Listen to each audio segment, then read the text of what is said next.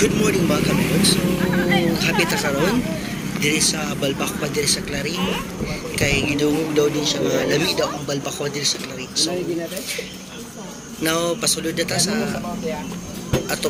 sa kananan kay tuwa dito po ang atong kauban nagpaabot nato. Ay, ano yun?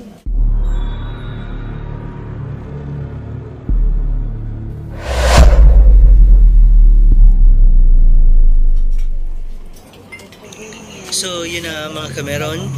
So, nagpaabot diri ato ang kauban and they're preparing na para sa atong order. Paghulugin mo itong kanan. Sa kanan mo tama. Ayan na, so nag-order tag balbakwa o bulalo. Super kalami ang balbakwa. Look at that. Wala si Dali ang balik. Bada kasi Jardine, ang inapong bulalo sobra ka tender. So, talagang mouth-watering talaga siya. Kuan ka nang, wala na kong i-follow up si Daddy.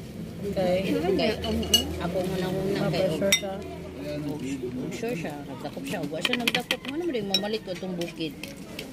I can man.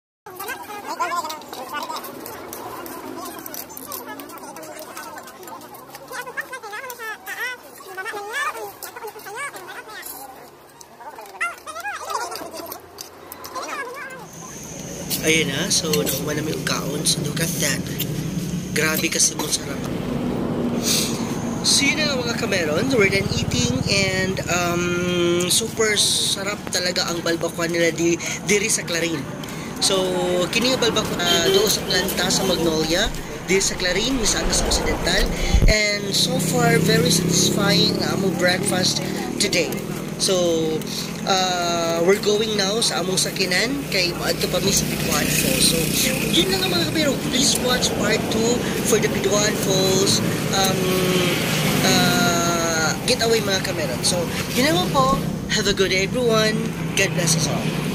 Don't forget to watch part 2.